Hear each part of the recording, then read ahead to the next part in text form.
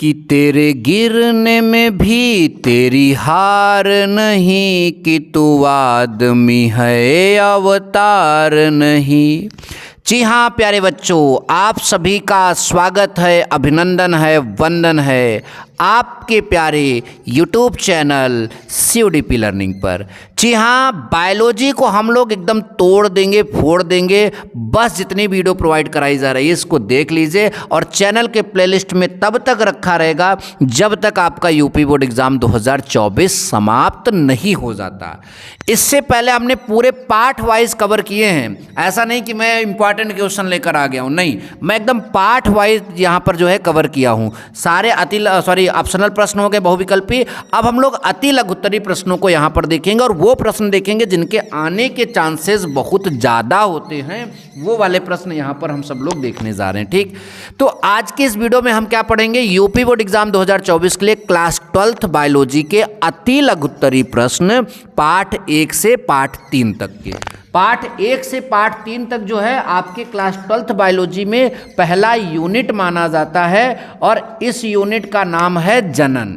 क्या नाम है? जनन। जिसमें पहले पार्ट का नाम है पुष्पी पौधों में लैंगिक जनन, दूसरे पार्ट का नाम है मानव जनन, और तीसरे पार्ट का नाम है जनन स्वास्थ्य। इसी से रिलेटेड हमारे पास यहाँ पर बहुत सारे प्रश्न देखने को मिलेंगे।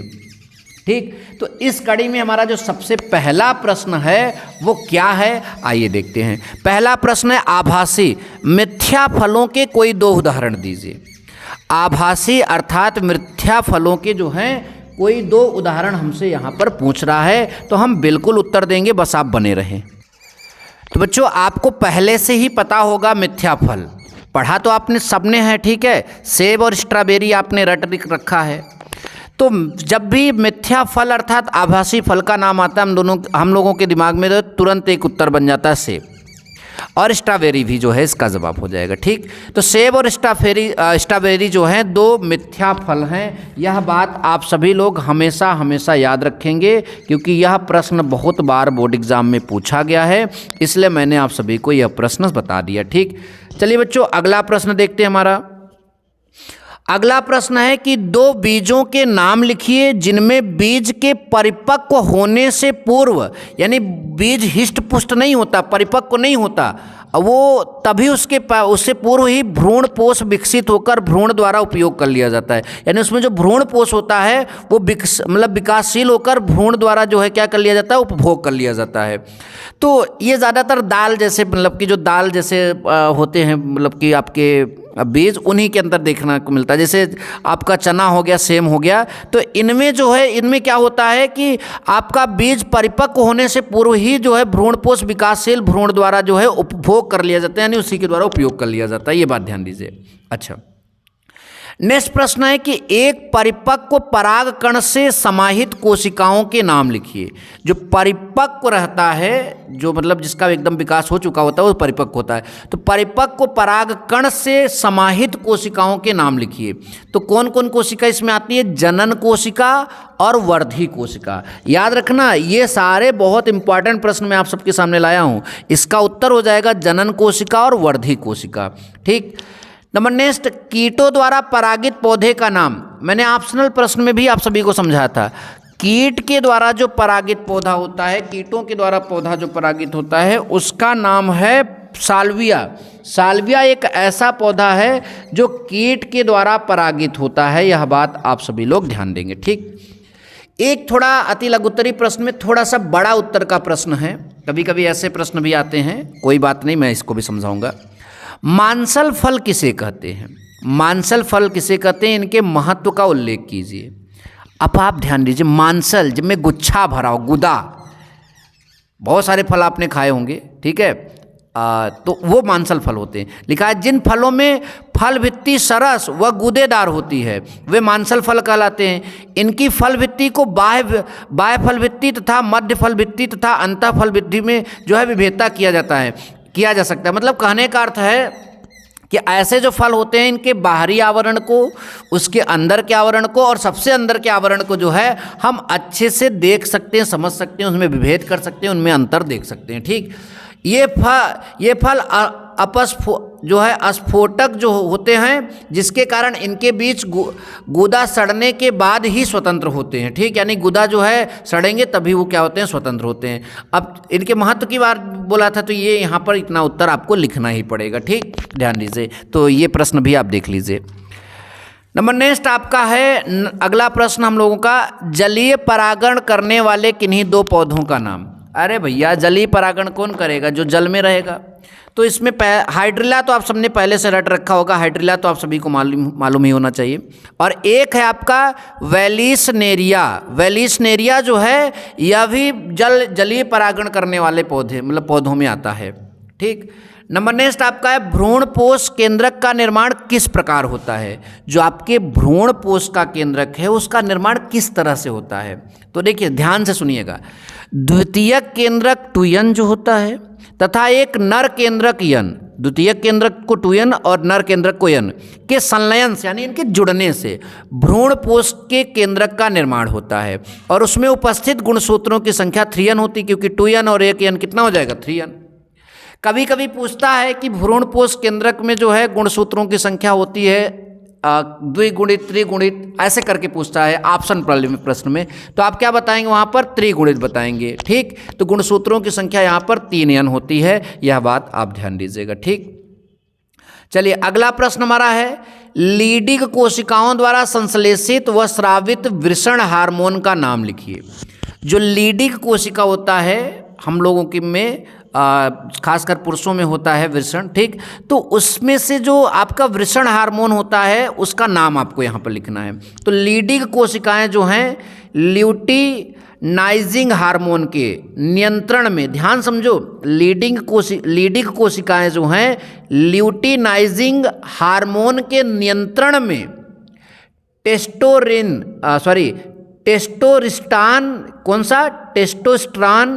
एवं एंड्रोजन हार्मोन का स्रावण करती हैं। तो ध्यान दीजिए, इन दो हार्मोन्स का स्रावण कौन करती हैं, लीडिंग कोशिकाओं द्वारा संश्लेषित जो होता है वृषण जो है आपका, तो वो आपका जो है इन दो कोशिकाओं का स्रावण करता है।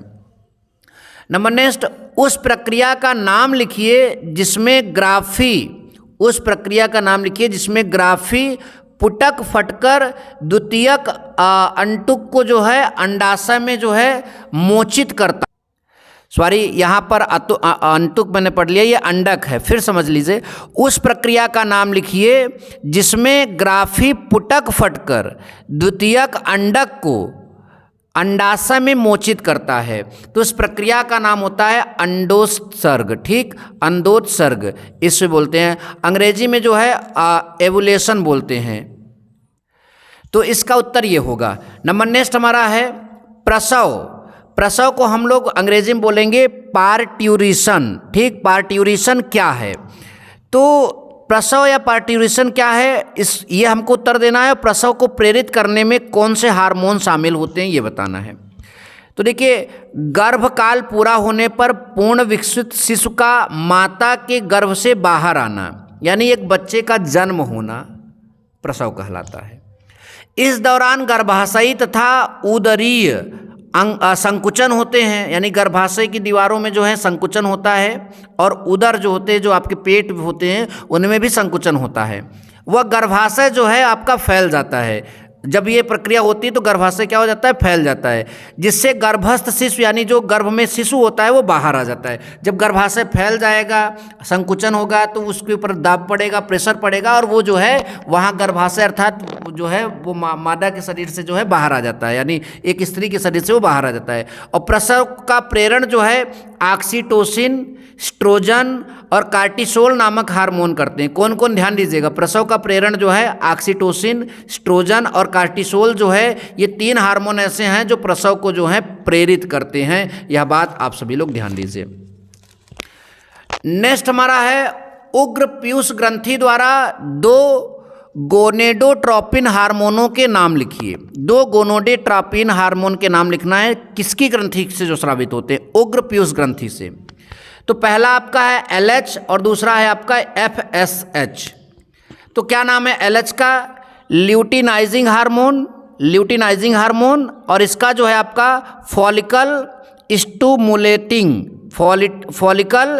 स्टिमुलेटिंग जो है हार्मोन इसका नाम है। ठीक, तो ये दो हार्मोन जो हैं उग्र पीयूष ग्रंथि द्वारा स्रावित होते हैं। ठीक, नंबर नेक्स्ट आपका है शुक्राणुओं का पोषण प्रदान करने वाली कोशिकाओं के नाम लिखिए। शुक्राणुओं को पोषण जो प्रदान करती है उन कोशिकाओं का क्या नाम है? सर्टोली कोशिकाएं। क्या नाम है? सर्टोली कोशिकाएं। नंबर नेक्स्ट आपका है मानव में गुणसूत्रों की संख्या कितनी है? जो मनुष्य होते हैं उनमें गुणसूत्र आपने 10th में ही पढ़ रखा होगा, कुल 46 गुणसूत्र होते हैं जो कि 23 जोड़े के रूप में पाए जाते हैं। मानव में गुणसूत्र 46 होते हैं और वो जोड़ों के रूप में पाए जाते हैं, 23 जोड़ों के रूप में पाए जाते हैं। नंबर नेक्स्ट हमारा है IVF और GIFT का पूरा नाम लिखिए। IVF को अंग्रेजी में हम लोग बोलेंगे in vitro fertilisation, in vitro fertilisation, और हिंदी में पात्रे निषेचन बोलते हैं, पात्रे निषेचन। ठीक, उसके बाद हमारा जो है आपका GIFT का जो है पहले अंग्रेजी बोलेंगे जाइगोट इंट्रा फॉलो, तो नाम होगा जाइगोट इंट्रा फेलोपियन ट्रांसफ़र। तो ये आपका अंग्रेजी मतलब कि इसका फुल फॉर्म अंग्रेजी में हो गया। हिंदी में बोलेंगे युग्मक अंतः फेलोपियन स्थानांतरण। देखिए फेलोपियन है और ट्रांसफ़र का स्थानांतरण हो जाएगा, जाइगोट युग्मक हो जाएगा और अंतः का इंट्रा हो जाएगा। तो ये आपका हो गया।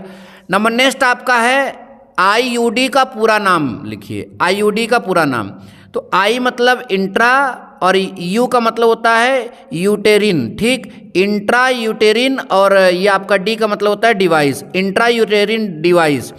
इंट्रा माने अंतः, यूटेरिन माने आपका गर्भाशयी और डिवाइस माने यंत्र। अंतः गर्भाशयी यंत्र जो है IUD का पूरा नाम होता है हिंदी में, और अंग्रेजी में इंट्रा यूटेरिन जो है डिवाइस जो है अंग्रेजी में नाम होता है। MTP का पूरा नाम लिखिए। MTP का, तो M मतलब मेडिकल और T मतलब जो है आपका termination of pregnancy, medical termination of pregnancy, ये आपका NTP का पूरा नाम है। अंग्रेजी हिंदी में बोलेंगे सगर्भता का चिकित्सीय समापन, सगर्भता का चिकित्सीय समापन जो है इसको हम लोग हिंदी में बोलते हैं। ठीक, तो इस तरह से आपके इतने प्रश्न थे, आप तैयार कर लीजिए। नेक्स्ट यूनिट के प्रश्न जो है नेक्स्ट वीडियो में हम आपको देंगे। मिलेंगे नेक्स्ट वीडियो में। Thank you so much. जय हिंद, वंदे मातरम।